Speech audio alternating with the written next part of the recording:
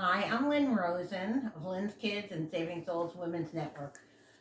I was born as a hunger activist and a homelessness activist and a child activist.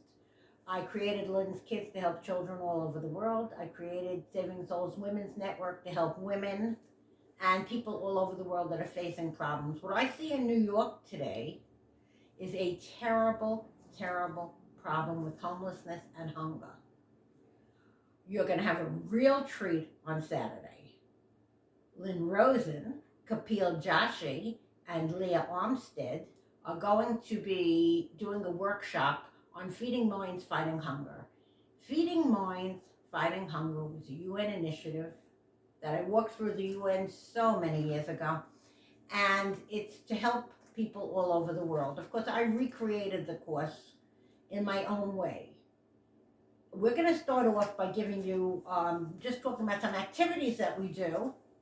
And after that, Saturday will be the first start. And then after that, I guess Kapil and I'm going to invite a few other hunger activists that I know to guest visit for other courses that we're doing on Feeding Minds, Fighting Hunger. To me, the biggest problem with hunger and poverty today and homelessness is our welfare mentality minds. We look at somebody who's on welfare and what do we think? We think they're on it because they want to feed the system. Recently, I met a very wonderful girl. I'm not sure she's that wonderful in certain ways, but she's okay. And she was living off the system. Why was she living off the system? Did she not want to go to work? Did she not want to do great things in this world? Of course she did. She just didn't have the opportunities. Luckily, she had a mother who took her in. But when you have nobody else, you wind up on the park bench. You wind up hungry. So what we're going to try to do with this case and this course is to dispel the myth of welfare mentality and to show you that there are so many people out there that are suffering today. More importantly, we are going to show you different ways and different people who have done wonderful things all over the world to fight poverty and homelessness and hunger. And you know what? You could just see the guy laying on the park bench and think it's him. I recently, for Mr. Wright's book, explored child poverty and child homelessness. 41% of the homeless are people 21 and over. And that's scary to me, that a young kid has to be homeless. There just is no reason for it. But we should learn how to feed our minds the right way and fight hunger and poverty and homelessness by doing the right thing, by giving them mental health classes, by educating them, by opening different ways, and by getting off our royal butts, and our mentality that nonprofit is only for people who are poor. No. Nonprofit, many people who work for nonprofits make a lot of money because they're CEOs. Of course, that's not me. The point is that we have to teach people to want to give back. And when you want to give back, that is the greatest feeling. I volunteer so many days a week because I love the feeling. I get more than I give. I would like to just leave you with a few thoughts. This course is going to educate you on how to help if you don't know how to help.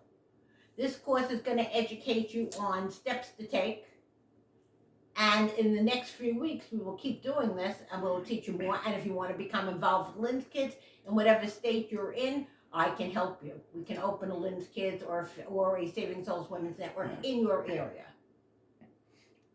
Many women who have faced domestic abuse, that's another one of my biggies, I have a lot of them, wind up homeless because they're afraid to go into a shelter. Maybe their husbands will find them, etc. So the women of this world should really be out there fighting for other women. No one is homeless because they want to be homeless. Nobody sleeps in a car because they want to sleep in a car. They sleep in a car because maybe their parents didn't take them in. They sleep in a car because maybe their situation was so bad.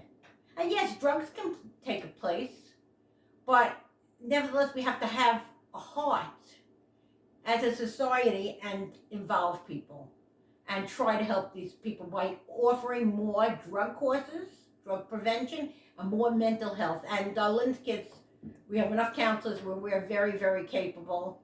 Saving Souls Women's Network to give courses in this. I could do this with my eyes. Because again, I'm going to leave you with a parting thought. And I hope that I don't break down when I read this poem, because I wrote it at 4 in the morning. And I pictured somebody that I really, really care about, who had to live in a co-op. So let me read this. I am somebody. My clothes may look tattered and not in style. Food I haven't eaten for a while. Yet you find me repulsive and sick. This is not the life I did pick. I am somebody. I am human just like you. A run of bad luck has me tired and blue. No money for clothes, for a job interview. Is that the way you want to live? I don't think so, do you? I am somebody. No one can feel my pain. There is no shelter from the rain. I depend on the soup kitchen to eat. There is no menu. There is no sweet treats. Yet I'm grateful for any meal. A cup of soup is a big deal. I am somebody. Look into my sad eyes. I am not at a costume party wearing a disguise. Just a lost soul wandering aimlessly, trying to be who I have to be. I am somebody. Help the homeless. Help the hungry. They are somebody. They are victims of our corrupt society. Thank you.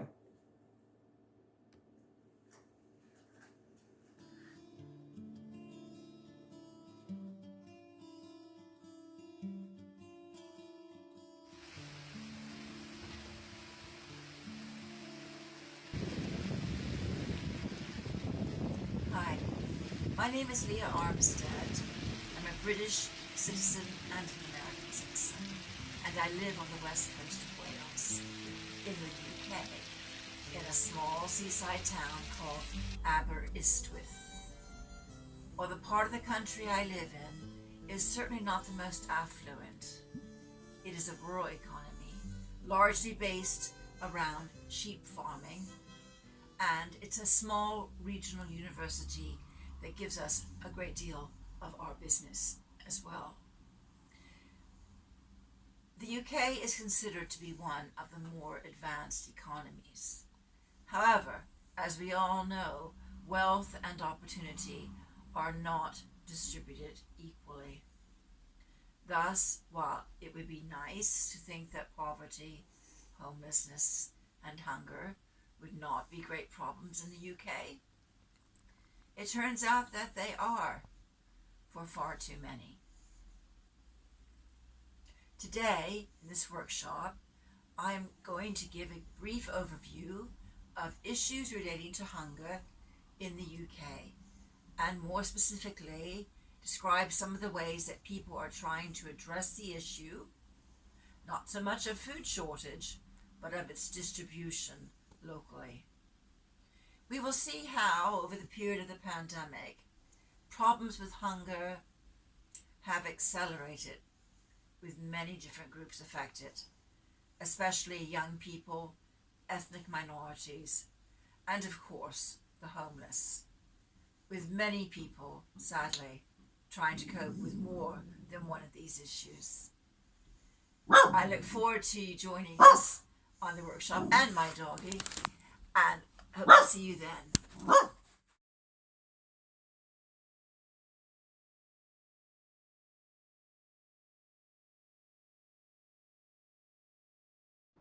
Hello all. Hope you and your family are doing well and taking good care of yourself as we still continue to fight this pandemic. While we are blessed that we are able to provide for ourselves and our families, there are millions of people who sleep on an empty stomach on everyday basis. India is ranked 101 in Global Hunger Index, and India experiences nearly 4,000 deaths per day due to hunger and malnutrition. I am Kapil Joshi from Pune, India, and I welcome you all to join our workshop that addresses the problem of hunger and malnutrition with our flagship project Feeding Minds and Fighting Hunger on 12th of February 2022.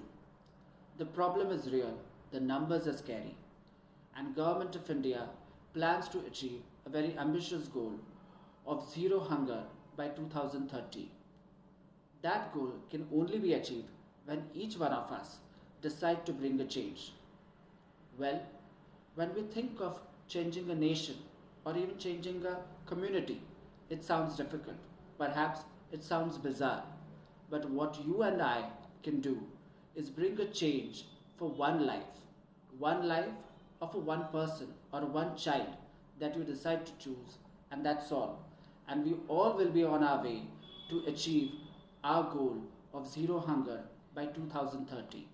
And for this, I request all of your participation and contribution to our workshop on 12th of February 2022 with our flagship project Feeding Minds and Fighting Hunger, sponsored by Lynn, who is founder and CEO of Lynn Kids organization from the United States of America.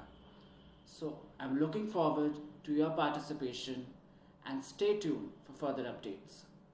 Well, it's been more than a minute of this video, and today, somewhere, we have already lost 3 lives to hunger and malnutrition.